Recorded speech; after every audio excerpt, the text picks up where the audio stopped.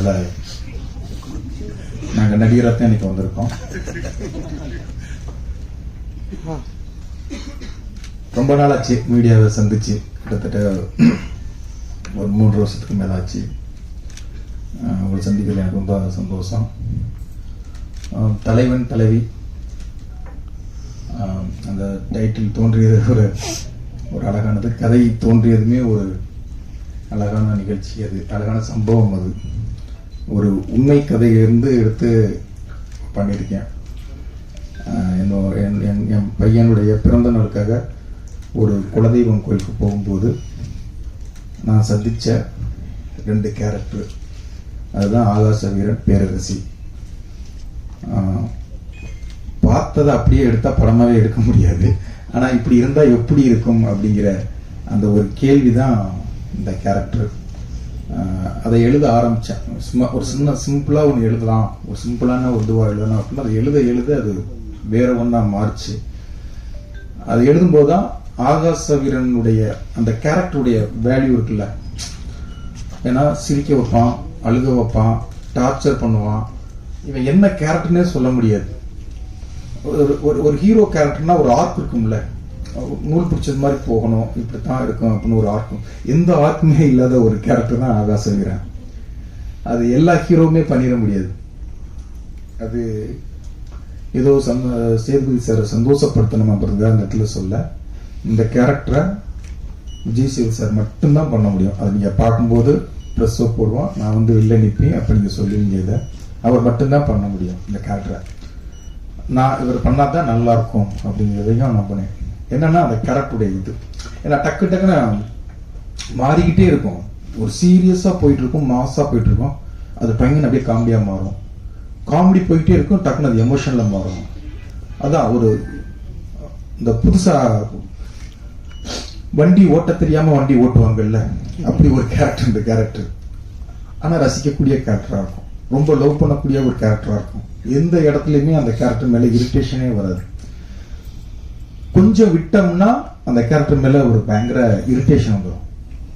அப்ப இது அவர் மட்டும்தான் பண்ண முடியும். அதை ரொம்ப அழகா ரொம்ப ரசிச்சு அதை எடுத்தோம். ஸ்பாட்லயே எல்லாருமே வந்து அதை அவர் பண்ற ஒவ்வொரு மொமெண்ட்டையுமே ரொம்ப ரசிச்சோம், சிரிச்சோம். எல்லாருமே பொதுவா யூனிட்ல வந்து தூரமா போயிடுவாங்க. ஒரு இடத்துக்கு மேல ஒரு 4-5 நாள்ல அப்படியே அங்கே போய் உட்காந்துருவாங்க. ஆனா நித்யாவும் சேது சார் பண்ணும்போது வேடிக்கை பார்ப்பாங்க. ஒரு மேனேஜர் எல்லாரும் வந்து நிற்பாங்க. அது அழகா அவங்க ஆக்டிங் அப்படி அழகா இருந்தது. அதே மாதிரிதான் பேரரசி கேரக்டர். பேரரசி இப்படித்தான் அப்படின்னா ஒரு எந்த ஆர்ட்மே இருக்காது. அவளும் அப்படித்தான், ரொம்ப அன்பானவ, அழகானவ, அழகான அம்மா, நல்ல மருமகள், நல்ல மனைவி. டப்புன்னு எப்ப மாறுவா எப்படி மாறுவான்னு எல்லாருடைய மனைவி மாதிரி தான். அவளை எப்படி ஹேண்டில் பண்றது ரொம்ப கஷ்டமான கேரக்டர். ஆனா அவ ரொம்ப பிடிக்கும். ரொம்ப ஹஸ்பண்ட் அப்படி லவ் பண்ணுவா. அப்ப இந்த கேரக்டர் யார் பண்றது அப்படின்னா அது நித்யாவை தவிர வேற ஒரு ஆப்ஷன் எனக்கு இல்லவே இல்லை.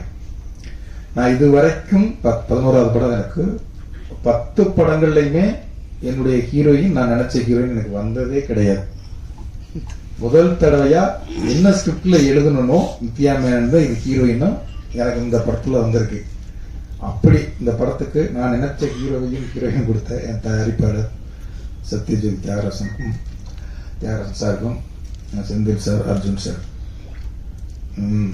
ரொம்ப நன்றி.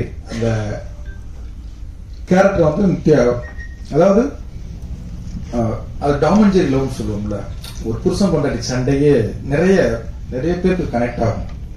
அவங்க ஹஸ்பண்டோ அவங்க மனைவியோ அது வந்து 2 பேரும் என்னமோ உண்மையாவே இவங்க வாழ்ந்தாங்களோ அப்படிங்கிற அளவுக்கு சாருடைய மனைவி வந்து கோவப்படுற அளவுக்கு 2 பேரும் அவ்வளவு உண்மையாவே இவங்க வாழ்ந்திருக்காங்கடா அப்படிங்கிற அளவுக்கு அழகா நடிச்சு கொடுத்தாங்க 2 பேருமே. நான் கொஞ்சம் டார்ச்சர் தான் சார். ஏன்னா முதல் நாளே ஃபர்ஸ்ட் 2 நாள் சேது சார் மட்டும் வச்சு எடுத்துட்டேன். 3வது நாள் தான் 2 பேர் காம்பினேஷனும் சாஃப்டா ஆரம்பிச்சேன். நித்யா மேனுக்கு வந்து சாமி கும்பிட்டு அப்படி ஒரு மணி வச்சுட்டு கும்பிட்டு இருப்பாங்க. இந்த சாங்ல பாத்தீங்கல்ல, அது அப்பா ரொம்ப சாஃப்டான டேரக்டர் அப்படின்னு நினைச்சாங்க. அப்புறம் 2 பேரையும் வச்சு ஒரு லவ்வர்ஸ் பேசிக்கிற மாதிரி ஒரு சீன் எடுத்தேன். அது உட்காந்தே தான் பேசணும், ரொம்ப ஜாலியா சிரிச்சுக்கிட்டே எடுத்தோம். அது சீனும் நல்லா ரொம்ப வந்தது. படம் ஃபுல்லாக அப்படி தான் இருக்கும் அப்படின்னு நினச்சாங்க. அப்புறம் கொஞ்சம் ஸ்பீடாக ஷிஃப்டிங் அப்படின்னு நல்ல வெயில், அந்த ஒரு டாப் ஆங்கிள் பார்த்துருக்கீங்களா, ஒரு பாறைக்கு நடுவில் பள்ளமாக இருக்கும். கொஞ்சம் தடுமாறுனா அங்கிட்டு போய் விழுந்துடணும், இல்லை இங்கிட்டு விழுந்துடணும், அவ்வளோ ரிஸ்கான இடம். அது நடுவில் பைக் ஓட்ட விட்டேன். அப்படியே பார்த்தாங்க, இதுலேயே சார் வண்டியை ஓட்டணும், முன்னாலே உட்காரணும், நல்லா உட்காரணும். அந்த சாங்கில் இருக்கும். அது கொஞ்சம் என் மூடு இதுதான் அப்படின்னு உங்களுக்கு முகத்தை காமிச்சேன். சரி இதை முடிச்சுட்டு விட்டுவாரு போல, ஏன்னா 4:30 ஆயிடுச்சு அதை எடுத்து முடிக்கும்போது. சரி ஃபர்ஸ்ட் நாள் கொஞ்சம் மூடவே நல்லா நிறைய எடுத்துட்டோம், விட்டுருவாரு அப்படின்னு நினைச்சாங்க.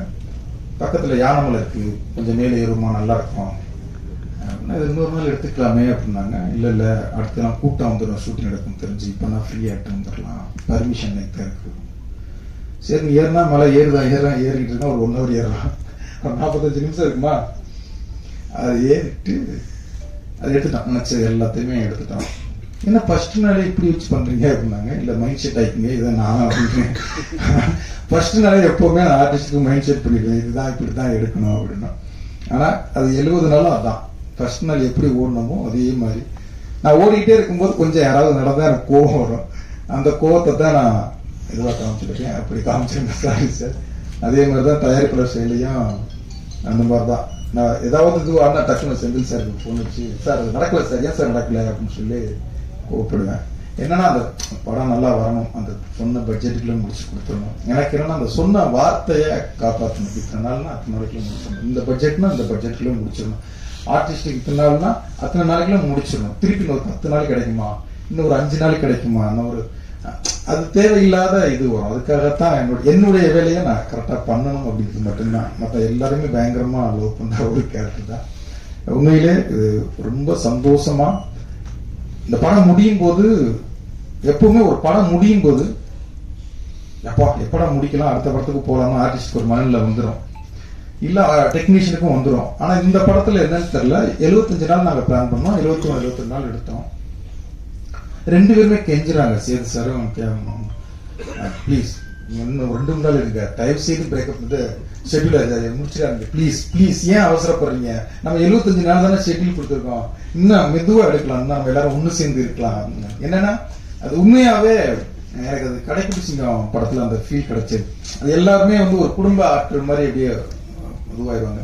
அந்த ஃபீல் இந்த படத்துல அதை விட அதிகமாவே கிடைச்சது. ஒன்னாவே உட்காந்துருப்போம், ஒன்னா சாப்பிடுவோம். சார் பரோட்டா போடுவாரு, அதுல ரிஸ்கான பரோட்டா போடுவாரு, சாக்லேட் பரோட்டாம்பாரு, அது என்ன சார் வாட்டர் மெலன் பரோட்டான்னு கொடுப்பாரு. நாளைக்கு ஷூட்டிங் இருக்கே, அதை சாப்பிடறதா வேண்டாமான்னு பயம் இருக்கும், சாப்பிடுங்க நல்லா இருக்கும் அப்படின்பாரு. அப்புறம் ஒவ்வொன்றும் ஒவ்வொரு வெரைட்டியா கண்டுபிடிச்சுக்கிட்டே இருப்பாரு. அவன் பரோட்டா கண்டுபிடிச்சா கூட ஒரு வெரைட்டி கண்டுபிடிச்சிக்க மாட்டாரு.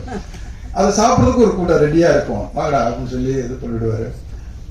சந்தோஷம், ரொம்ப சந்தோஷம். அதே மாதிரி இந்த குழந்தைகள் இருக்கும், ஒவ்வொரு கேரக்டர் எல்லாருமே யோகிபாபுல இருந்து எல்லாத்தையும் ஒவ்வொரு ஆளையும் சொல்லணும்.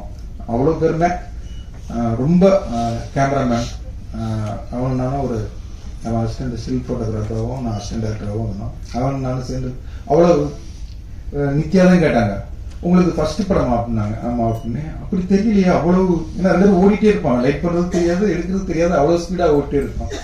அதே மாதிரி எடிட்டர் பிரதீப்னு சொல்லி கதைகளில் நான் லான்ச் பண்ணேன். இன்னைக்கு விஜய் சார் வரைக்கும் வந்திருக்கான். இந்த படத்துல ட்ரெய்லர் பண்ணியிருக்கான், அது கொஞ்சம் ட்ரெய்லருக்கு டைம் ஆச்சு, இல்லைன்னா இன்னைக்கு ஸ்கிரீன் இருக்கும். அவ்வளோ அழகாக பண்ணியிருக்கான். அதே மாதிரி ஆர்ட் டைரக்டர், ஃபைட் மாஸ்டர் சூப்பராக 4 நாள் பிளான் பண்ண ஃபைட்டை 2 நாள்லாம் எடுத்திருக்கான். அது அவருடைய அந்த கிளாரிட்டி அவ்வளோ சூப்பரான ஒர்க் அவர்கிட்ட. அதே மாதிரி முதல் தடவையாக சனாவும் நானும் வேலை பார்த்துருக்கோம். எனக்கு ரொம்ப பிடிக்கும் சனாவோட. ஒவ்வொரு தடவையும் இடையில பசங்க 2 கூட நாங்கள் போய் பேசணும், அது சரியா செட் ஆகலை. இந்த படத்துல வந்து 5 சாங் பண்ணியிருக்காரு. 5 சாங்குமே ரொம்ப நீங்க கேட்டீங்கன்னா உங்களுக்கு தெரியும். இப்போ 2 சாங் தான் கேட்டிருக்கீங்க.